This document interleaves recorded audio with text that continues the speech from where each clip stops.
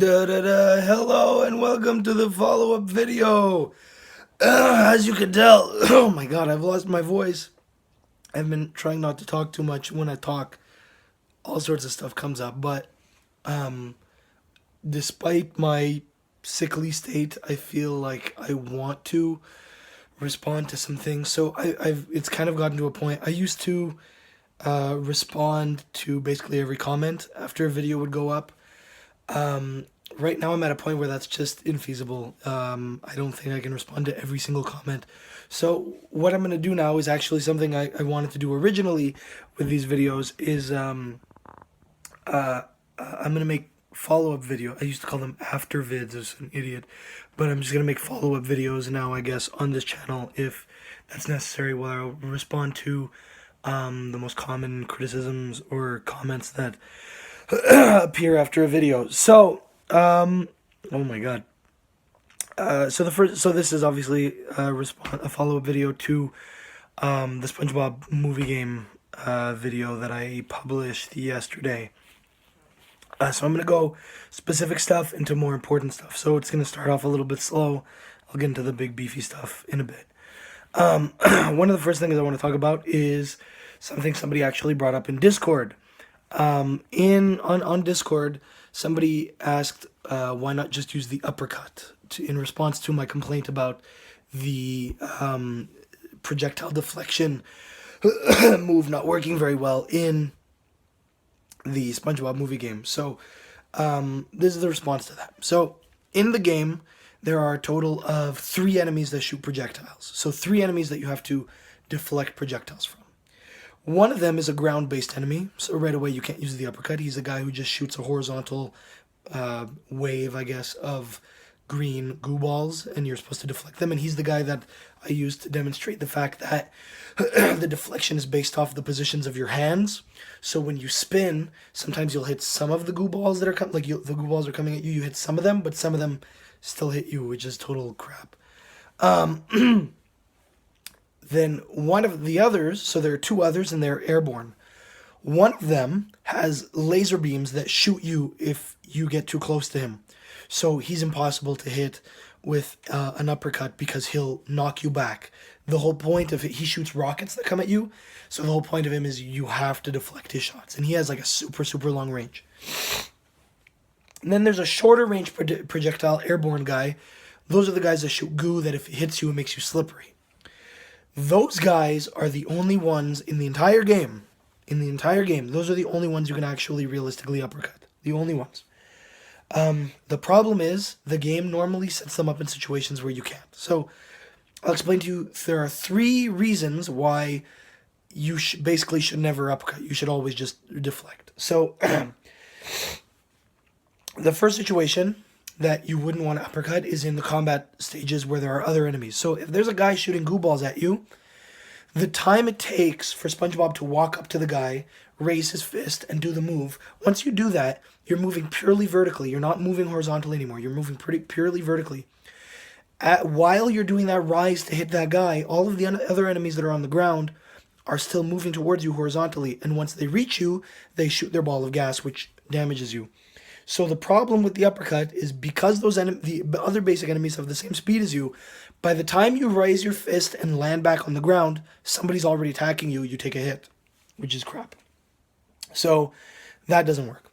The second reason it wouldn't work is that often they set up those goo ball enemies in areas where you can't uppercut them because there's no solid ground. So in the part where there's like the 4 soda cups that you have to jump over and there's slime everywhere else, you can't walk on it, the dude is flying around over the slime.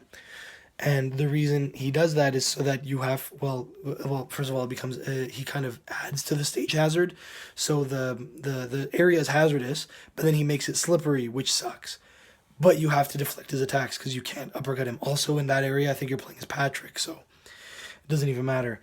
The third situation in which you can't do an uppercut is the final boss battle. So in the final boss battle, you get 2 of those guys that you can uppercut, but you can't because the boss is doing this ground sweep attack. So if you get close enough to them, by the time you do the uppercut and land back, it's not timed well for the boss's area sweeping attack. So if you use it and you avoid one, by the time you land, you'll get hit by another wave. So basically, it's just total crap. It never makes sense to use the uppercut. You might as well always deflect the attacks.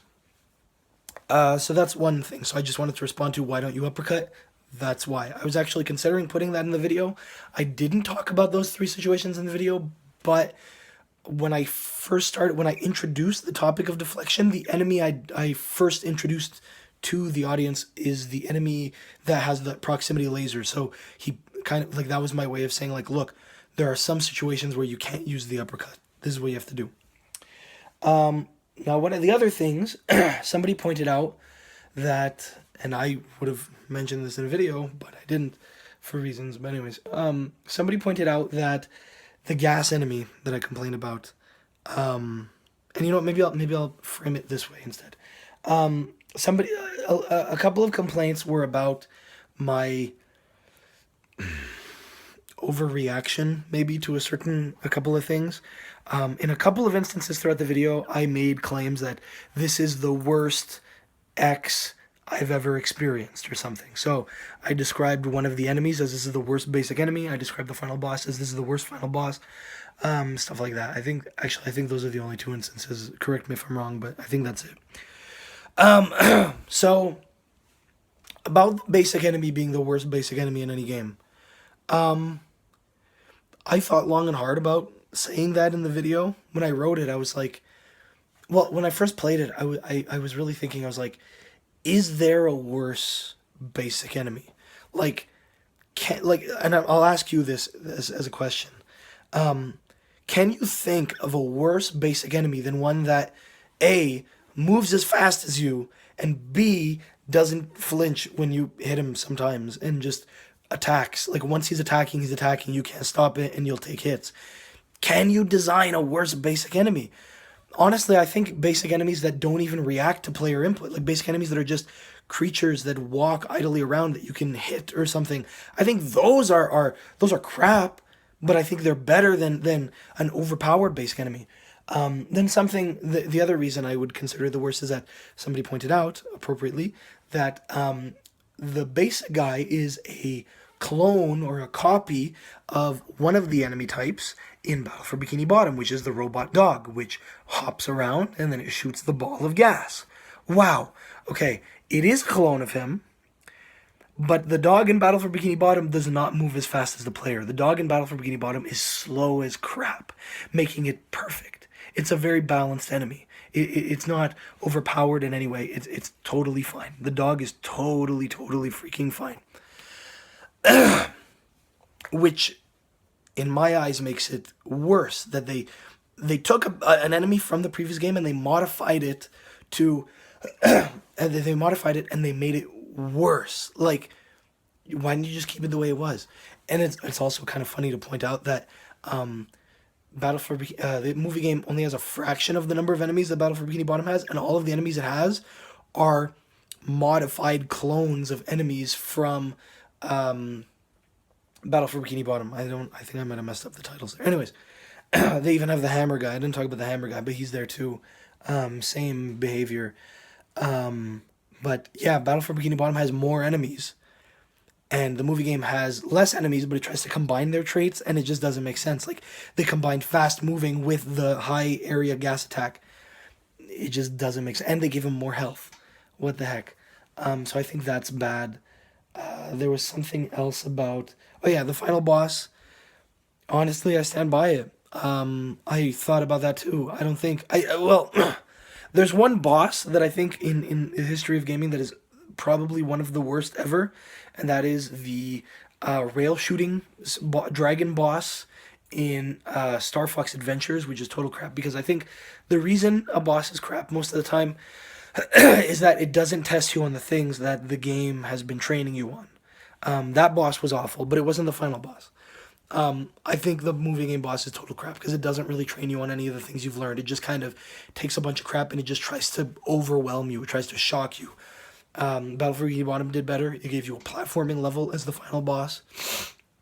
even Revenge of the Flying Dutchman technically has a better final boss, because one of the things you do throughout the game is pick up things and throw them for deliveries. For example, you deliver the Krabby Patties in the downtown stage, or in the Dutchman's graveyard stage, you transport the giant sack of gold, or booty, they call it. It's a funny joke, whatever. So there's that. So in the Flying Dutchman final boss, you pick up the bombs and you chuck them at him, which is a mechanic that you're used to. So even though it's a really anticlimactic ending and it doesn't even save after you beat him, it doesn't even let you reset, technically it's a better final boss than this. This was just overwhelming crap, a simple pattern. There's no reason it had to take 2 hits to knock him out every phase.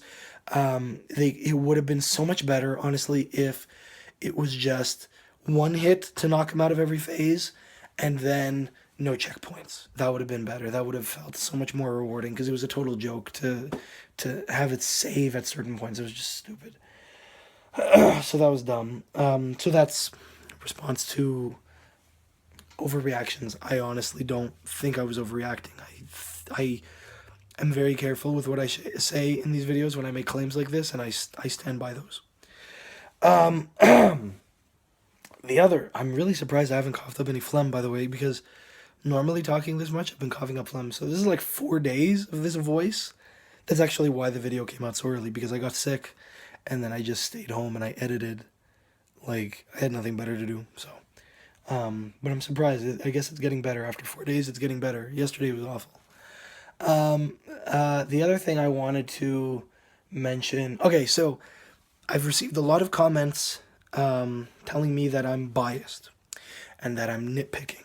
I receive nitpicking comments a lot on all sorts of videos, but this one I've received a lot of nitpicking comments, and I've received a lot of biased comments.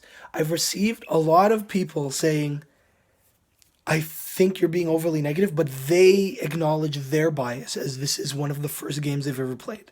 There's a lot of younger people in my audience that I have to acknowledge that, like, there's one guy saying he was 4 years old, this was the first game he ever played. There's a lot of people who, I think one guy said, I have these nostalgia goggles on, I just can't take them off, I love this game. It's like, at least you can accept that, you know? This is the thing. I reject any claim that I'm nitpicking or that I'm biased. So nitpicking first, let's address. Nitpicking would be if I picked a single thing and I just said, the whole game is crap because of this single stupid thing, blah, blah, blah. What I did in the video, correct me if I'm wrong, but what I did in the video, I think I know what I did, because I wrote the script, then I edited the video, I even sat in front of a camera and I talked. I think I know what I did, but, you know, maybe I'm not the expert, maybe you know better than me, okay? I think what I did is I took every single feature of the game and I explained why every single one didn't work, or at least was not as good as Battle for Bikini Bottom, and then I concluded. If I just picked a single thing, that would have been it. That would have been nitpicking. But I literally took every single... Maybe I nitpicked within each feature, but I still had total feature coverage. I had total freaking feature coverage. I even had I missed one subtitle, but I had little titles that pop up. I had one for combat, and then one for platforming, and then one for SpongeBob. And then I missed the one for sliding and driving. I put it after... but I forgot to put one for sliding and driving. That's my one mistake with this video, I think. I literally took every component. I even went into sub-features of features. So sliding and driving, I did a whole focus on the ring challenges within them. I looked at everything, and I explained why everything was not good. Now, so that addresses nitpicking. Bias. Oh boy, the big one. So, I was told that I was biased. Some people, I think, are trying to maybe say that I was predisposed to not liking this game, that I was already, like, I was going into this expecting it to be negative. That's actually absolutely not what happened. When I bought this game a long, long time ago, and I've just been sitting on it. I've avoided all details about this game. I haven't watched a single video of it. I haven't watched a single Let's Play of it. I haven't heard anything. I tell people not to tell me anything about the movie game. I've heard through comments that it's very similar for Battle for Bikini Bottom, and I've heard a lot of people saying that they love it. It's a little bit linear, but it's really, really good. That's all I've heard. I haven't seen anything else. I hadn't seen anything else about it, and I was expecting it to be good. That's why I did Hero Pants last year. Because Hero Pants, I could tell right away it was a PS Vita game. It was going to be crap. I didn't want the video series of SpongeBob to, because I knew it was gonna end with the movie game, but I didn't want it to end with, or to basically be like a bad game, a good game, a good game. I was expecting it to be a good game. That's why I did Hero Pants first. I wanted it to be a bad game, a good game, a bad game, a good game. The thing is, you want to call me biased. If you're saying I'm biased that I felt like it was negative ahead of time, that's wrong. I expected it to be good. But maybe if you want to call that bias, maybe I would accept that, but I don't think there's anything wrong with that. It's literally, it's the same mechanics as Battle for Bikini Bottom. So going into it with a bias of liking Battle for Bikini Bottom is exactly what you should go into looking at this. If this was not a sequel to Battle for Bikini Bottom, it would just be a mediocre game. But the fact that it is, the fact that you can look at that basic enemy and say, all they did was they took the dog and made him move faster, and that doesn't make any sense. That's exactly the sort of criticism that a game like this needs. Actually, there was another enemy, off topic, but there's another enemy somebody addressed also. Somebody told me that the guys who spin with the dog are identical to the spinner guys, the UFO enemy guys that spin with all the hands in Battle for Bikini Bottom. Apparently they don't stop. I'm not sure about that. I almost remember them stopping, but it doesn't really matter because the UFO guys were they were a big disc spinning and had little hands on the side that would damage you. What you had to do to kill those guys was get on top of them and slam down on the area that wasn't spinning, so on the UFO section. You could kill them with all three of the three playable characters. SpongeBob had a slam attack that was very easy to use. It was very easy to hit him. Patrick had a slam attack that worked, and so did Sandy. Didn't have a slam attack, but Sandy's kick could work on him if your timing was right. But Sandy also had this move that was a lasso that could one hit any enemy. It took a little bit of time, but it was a cool attack. So every single one of them could take him out. The problem, so this is another example of why you need to judge it based off Battle for Bikini Bottom. You need to have that bias walking into this. Because they took an enemy that worked in Battle for Bikini Bottom, and this is what they changed. This is what the dog guy does, differently than the spinner guy. First of all, the area where you can hit him is much smaller. You can only hit the center of his head, and the area where it damages you is much larger. So when you're playing as Patrick, who is the only person who can hit him now, because SpongeBob lost his ability to do the drop.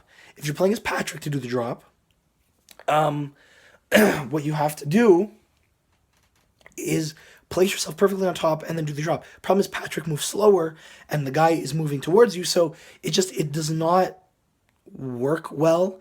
And most of the time as you're doing the slam, you fall sideways of him, you fall to the side of him, and then you just get damaged anyways. But your shockwave does damage him, so you both take a hit. But basically the area that you have to hit him is not like it used to be, and he moves too fast. The old spinner did not move as fast as you, which is why Sandy had the time to do her lasso move that kills him in one shot. So hitting with Patrick is really like one of the only ways to kill him, doing the slam, which doesn't work and mostly results in you getting hit anyways. The other way to kill him, if he's already spinning, is with SpongeBob's cruise bubble. It's not a bubble anymore, actually. It's just a bowling ball, but you can use that. You can use the bowling ball.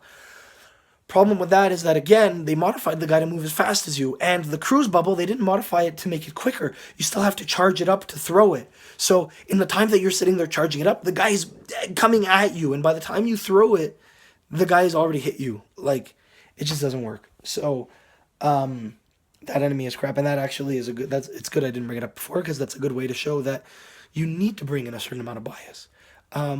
So if you're thinking that I was biased in terms of like thinking that it was going to be negative, or like expecting it to be negative, or knowing ahead of time that I wanted to make a negative video, no, that is absolutely wrong. I was expecting this to be a good video, a good game. I was expecting this to mostly be a very positive video. I was expecting it, like I said in the video, I was expecting it to be at least as good as Battle for Bikini Bottom. It wasn't, and that's the only bias that's present in my opinion or my reception of this game. I was biased towards it because I liked Battle for Bikini Bottom. Battle for Bikini Bottom is a great game. It's a fantastic game. This took everything from it, and like I said, inherited it and massacred it beyond recognition. So there's addressing that. I don't think there were any other main comments that anybody, that a lot of people have been bringing up. If there are, I'll kind of address these as they go. I'll be responding to comments shortly. Thank you again for watching that video. Thank you for watching this video if you watched it. Sorry again for my voice being awful, but you know, that's life. I'm gonna go make a tea now. So, see you guys around. Thank you for watching. No end screen for this, obviously, but see ya.